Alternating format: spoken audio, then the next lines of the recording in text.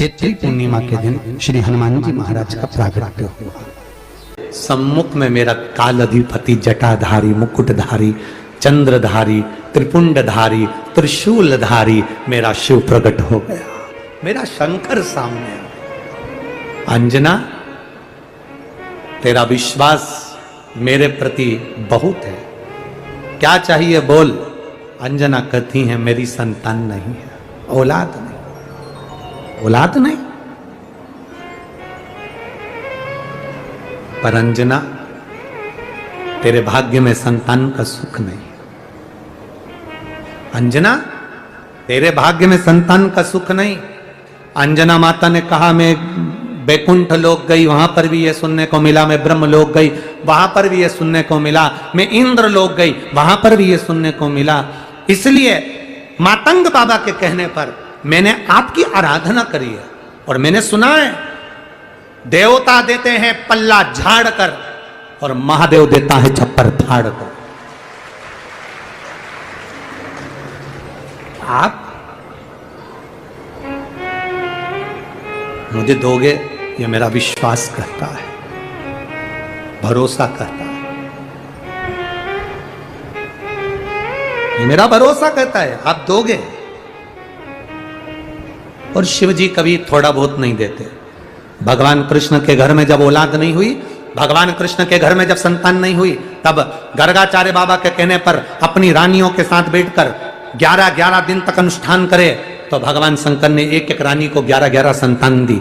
भगवान कृष्ण की 16,108 रानी की यहाँ 11-11 संतान हुई। 10 छोरे 1 छोरी, तो 1,77,186 भगवान कृष्ण के घर में बच्चे हुए। अब अंजना माता को भगवान अंजना जी कह रही हैं, प्रभु ब्रह्मा जी ने मना करा, सब ने मना करा, पर मेरा विश्वास कहता है, मेरे गुरु ने कहा है कि आप भाग्य को भी पलट देते हो और आप जो देते हो छप्पर फाड़ कर देते हो। शंकर भगवान ने कहा अंजना तू चिंता मत कर, तू इतना विश्वास रखती है ना, अपने गुरु के वचन पर तूने विश्वास करा।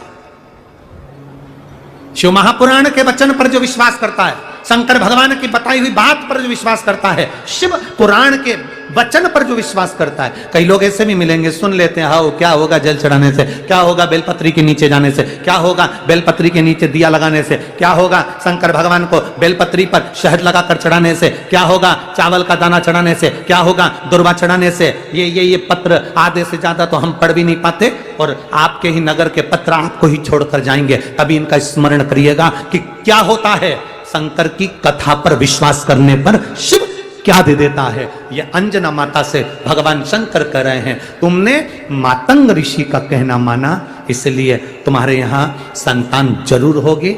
मैं स्वयं अपने तेज को पवन देव के माध्यम से तुम्हारे गर्भ में भेजूंगा और तुम्हारे गर्भ से जो संतान उत्पन्न होगी उसका नाम हनुमान होगा। हनुमान। पर अंजना सुनो, अंजना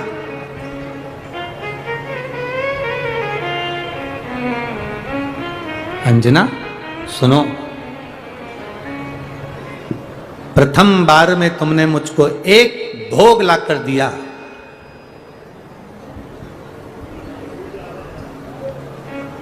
56 भोग में से प्रथम भोग मुझे लाकर दिया और आखिरी के 5 भोग रह गए थे।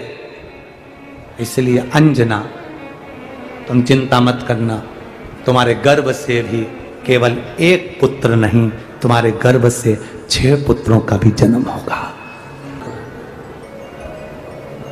और समय आया और उस समय के अंतर्गत मां के सुंदर आनंद से पवन तनय संकट हरन मंगल मूर्ति रूप राम लखन सीता सहित हृदय बसौ सुरभूप। शिव के एक अंश मात्र, शंकर का एक स्वरूप माता अंजना के गर्भ में पहुंच गया।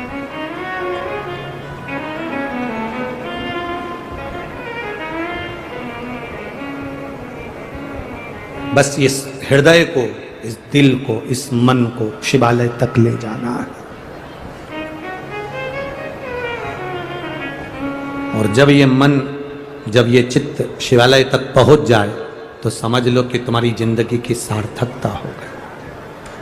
सार्थकता है तुम्हारे जीवन की। पार्वती जी चली गई, शिव जी ने पूछा क्या चाहिए अंजना को? अंजना को पुत्र चाहिए। किसके जैसा? आपके जैसा। शंकर भगवान बोले मेरे तेज पुंज को अंजना अपने गर्भ में धारण नहीं कर सकती, इसलिए उस तेज पुंज को पवन देवता लेकर जरूर जाएंगे, पर तेज पुंज खंडित होगा, उससे एक भाग नहीं 6 पुत्रों का जन्म होगा। तो माता अंजना के गर्भ में जब भगवान शिव स्वयं जाकर विराजमान हुए, शंकर के 6 स्वरूप, सबसे पहले पूर्णिमा के दिन, चैत्री पूर्णिमा के दिन श्री हनुमान जी महाराज का प्रागट्य हुआ। फिर गतिमान, रतिमान, मतिमान, कैतुमान, रतिमान, ऐसे हनुमान जी के 5 भाई और जन्म। तो 6 भाइयों का जन्म हुआ है। 6 भाई भगवान कभी कम नहीं देता, अधिक। और आज भी नियम है महाराज, जिसकी फैक्ट्री नहीं चलती हो, प्रॉपर्टी की आप खरीदारी बेचादारी करते हो, प्रॉपर्टी से जुड़ा हुआ काम करते हो, या लोहे से जुड़ा हुआ करते हो, या फैक्ट्री आदि का कर्म करते हो, कोई मैन्युफैक्चरिंग करते हो, वो नहीं चल रहा, तो हनुमान जी के उल्टे पांव का सिंदूर लीजिए और हनुमान जी के दूसरे नंबर के भाई गतिमान का नाम लीजिए। किसका नाम लेना है? गतिमान।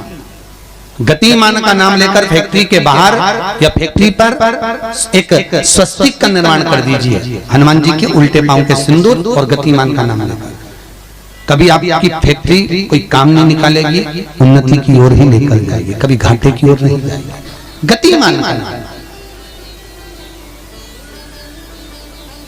रतिमान, केतुमान, मतिमान, ये जितने भी नाम है हनुमान जी के भाइयों के, ये सब कल्याण करते हैं। एक एक नाम कल्याण करते हैं हमारे, एक एक।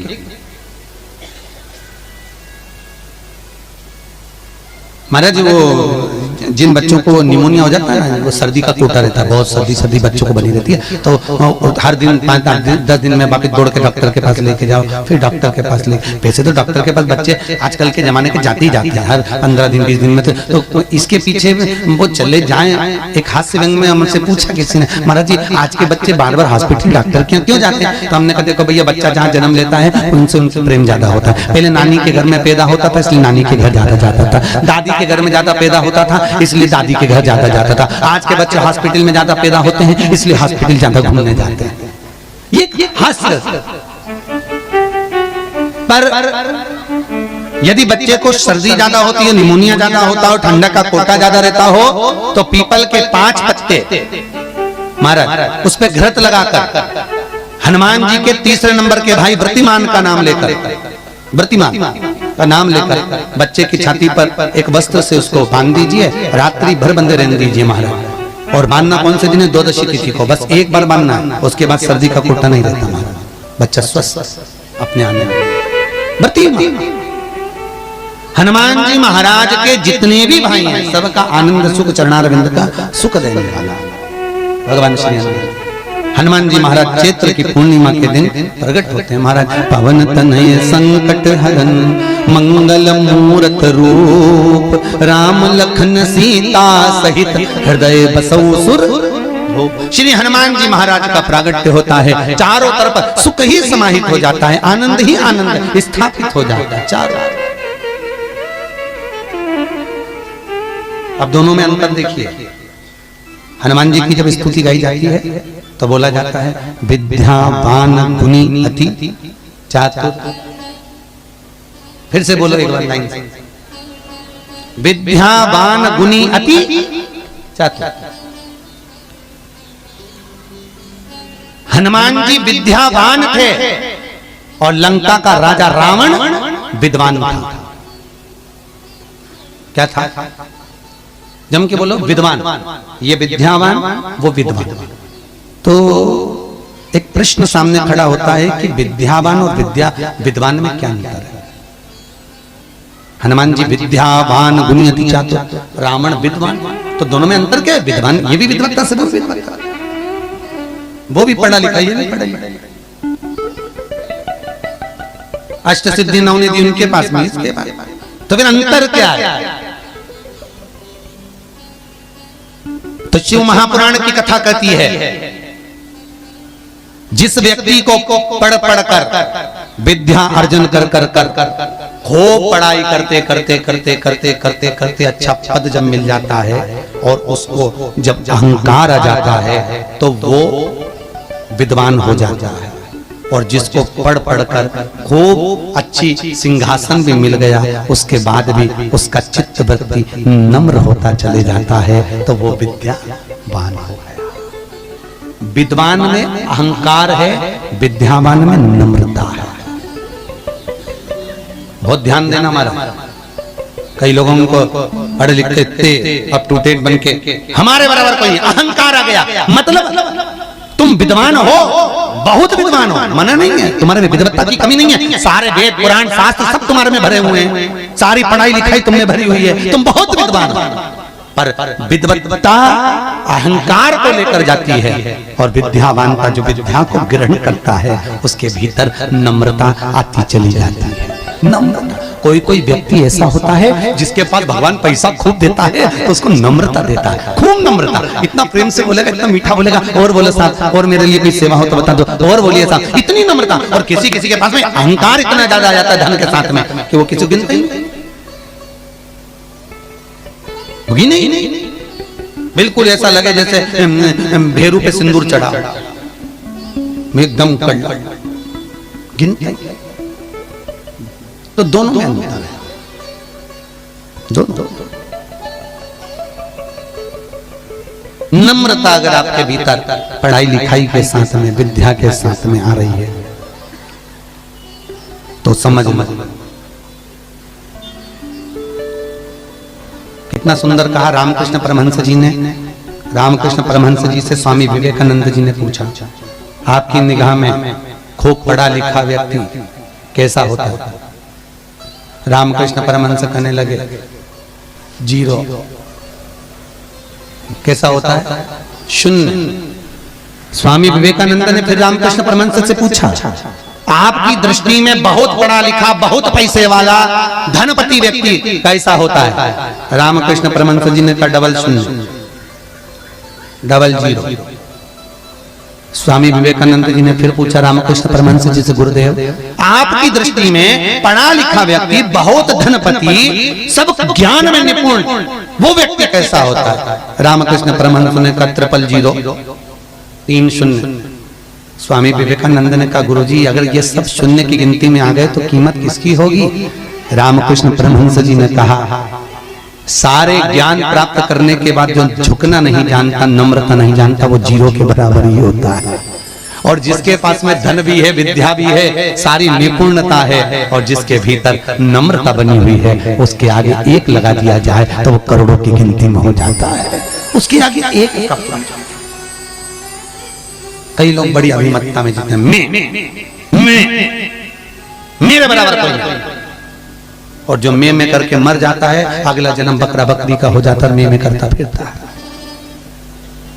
छुपकली और बकरा बकरी दोनों पहचान जाओ, बहुत परिचित है। तुम्हारे दरवाजे पर कोई बकरा बकरी दिखे तो समझ लेना तुम्हारा रिश्तेदार आया है। मैं करके मर गया, मेरा घर, मेरी परिवार, मेरा कुटुंब, मेरी घर, मेरी गाड़ी, मेरा बंगला, मेरा मेरा मेरा करके मरा, बकरा बकरी। मैं तत्व में अभिमतता।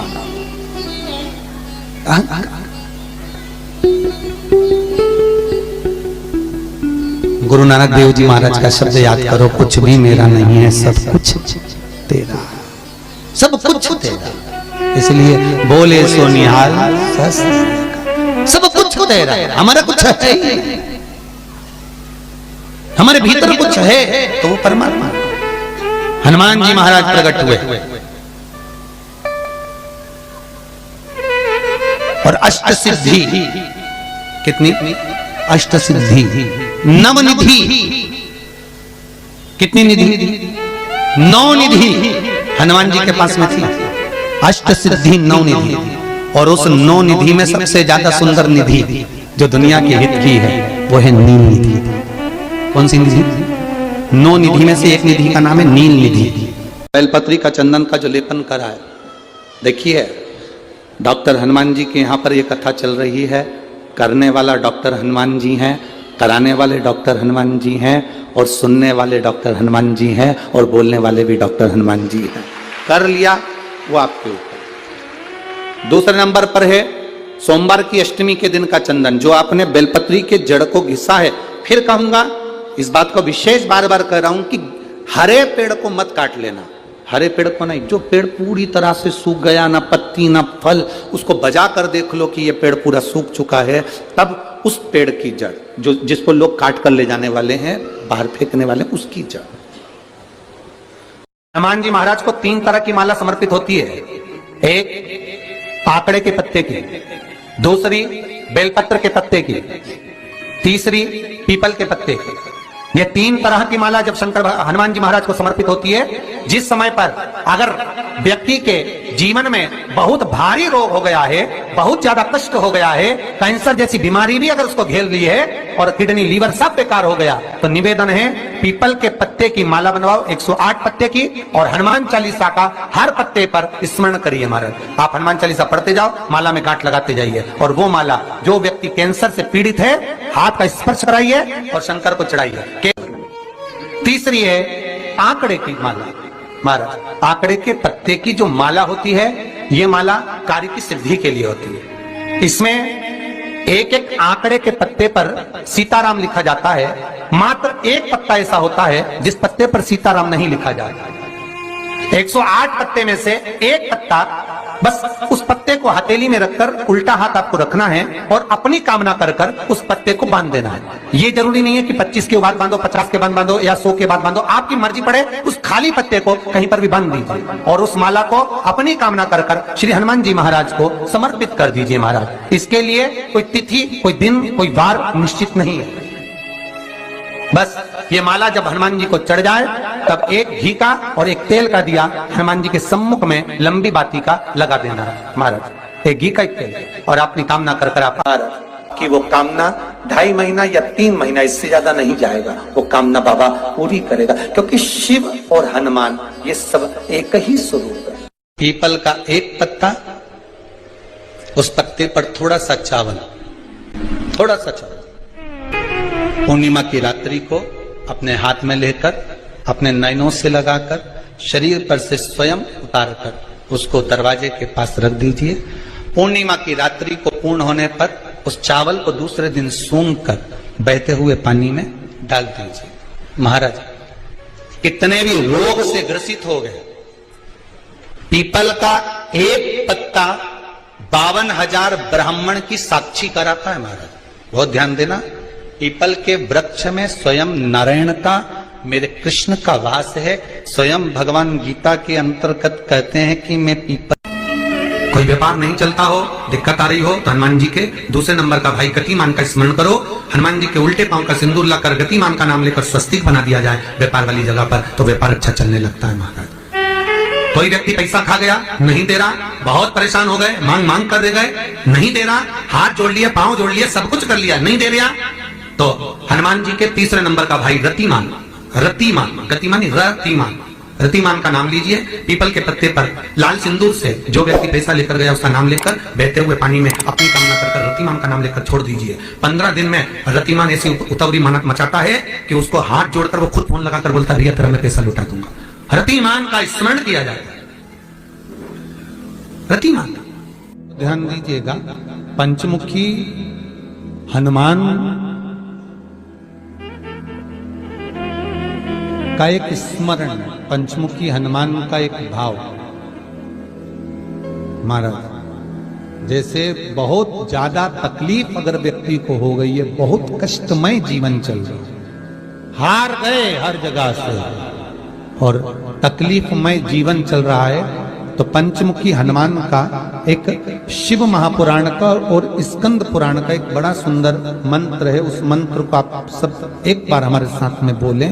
ओम नमो हनुमते रुद्र अवताराय सर्व शत्रु संहारणाय सर्व रोग हराय सर्व वशीकरणाय रामदूताय स्वाहा। बस इस मंत्र को हाथ में काली तिल लेकर, एक जौ लेकर और गूगल लेकर, थोड़ा सा उसमें गाय का घी डालकर, कंडे को या अग्नि को जलाकर इस मंत्र का 11 बार 21 बार जाप कर कर अपनी कामना कर कर छोड़ दीजिए। कैसा भी रोग हो, बीमारी हो, कष्ट हो, दुख हो, तकलीफ हो, 21 दिन के अंदर वो आनंद आना प्रारंभ कर देता है। इस मंत्र, स्कंद पुराण का, शिव महापुराण का ये मंत्र मूल पंचमुखी हनुमान सुख देंगे। और एक और चीज याद रखिए महाराज, यदि कोई काम के लिए जा रहे हो, कोई व्यापार के लिए जा रहे हो या नौकरी करने के लिए जा रहे हो और लगी नहीं रही, बहुत तकलीफ पा रहे हो, सर्विस ही नहीं लग रही, बहुत कष्टमय हो गया, तो निवेदन करूंगा 5 पीपल के पत्ते पर बेसन के 5 लड्डू घर में बने हुए, गाय के घी के 5 लड्डू रख लो। उस लड्डू के बीचों बीच एक आटे का दिया और उसमें तिल्ली का तेल डालकर इसी मंत्र का प्रयोग कर कर पंचमुखी हनुमान का किसी भी हनुमान के मंदिर में जाकर, दक्षिण मुखी हनुमान के मंदिर में जाकर उसको रख कर आ जाइए। इसके बाद आप उस काम के लिए जाइए, आपका काम सफल हो जाएगा। आपको किसी को नहीं कहना पड़ेगा कि हाथ जोड़ना नहीं पड़ेगा, किसी के पांव नहीं पड़ना पड़ेंगे, तुरंत काम होगा। बस इस मंत्र का स्मरण कर कर पंचमुखी हनुमान का भूतेश्वर जो मंत्र है वो सुख देने वाला। सिद्धियां और 9 अष्ट सिद्धि नव निधि के दाता, असबर दीन जानकी माता, राम रसायन तुमरे पासा सदा रहो रघुपति के। आज तुम लोगों ने पुण्य करा होगा, शनिवार के दिन, पूर्णिमा के दिन तुम्हें अष्ट सिद्धि नवनिधि मिल गई। आज किस्मत वाले हो गया, भाग्यशाली। अष्ट सिद्धियां नवनिधियां प्राप्त हो गई। गाते गाते पूरी जिंदगी हो गई थी, रोज हनुमान चालीसा पढ़ते थे, रोज बोलते थे अष्ट सिद्धि नवनिधि की दाता। अष्ट सिद्धि थी कौन सी, नवनिधि थी कौन सी? बच्चे पूछे तो बता तो सकते हो कि अष्ट सिद्धि ये है, नवनिधि ये है, और किस किस चीज का क्या क्या लाभ है। अष्ट सिद्धि मालूम है? अरे जल्दी बोलो, नहीं मालूम? लिखना चालू करो बाबू। अष्ट सिद्धियां, पहली अणिमा, दूसरी महिमा, तीसरी गरिमा। अष्ट सिद्धियों में पहली अणिमा, दूसरी महिमा, तीसरी गरिमा। ये हनुमान जी महाराज की जो अष्ट सिद्धियां हैं, इन सिद्धियों के लिए आपको ज्ञात होना चाहिए, हनुमान जी महाराज के जब घर में तुम रोज हनुमान चालीसा का पाठ करती हो, आज एक दिन हो गया, कल दूसरा दिन हो गया, तीसरा दिन हो गया, कैलेंडर में जो पंचांग हो कैलेंडर हो, उस कैलेंडर में एक निशान बनाकर रखो कि आपके 108 जब पाठ पूरे हो जाएं, तब 108 बाती आप हनुमान जी महाराज की इन अष्ट सिद्धियों के नाम से लगा दीजिए। जिंदगी में आपका कभी बाल बांका नहीं हो सकता और आपकी उन्नति को कोई रोक नहीं सकता, यह पक्का है। अष्ट सिद्धियां नवनिधियां 108 जब हनुमान चालीसा के पाठ हो जाए। और कभी कभी व्यक्ति के जीवन में ऐसा भी होता है कि भाई उसको बहुत तकलीफ आ जाती है कि मेरी दुकान नहीं चल रही, व्यापार नहीं चल रहा, मेरे साथ अच्छा नहीं हो रहा, मेरे को तकलीफ आ गई, शनि बढ़ गया, ये हो गया, ढैया हो गया, 7.5 हो गया, बड़ा तकलीफ, कहीं गिर रहा, कहीं पड़ रहा, तो उस व्यक्ति को 108 पाठ एक साथ कर लेना चाहिए। आज बैठा सुबह से शाम तक 108 पाठ करके और फिर ये अष्ट सिद्धियों की बाती लगा दे। पर अष्ट सिद्धियों की जो बाती लगती है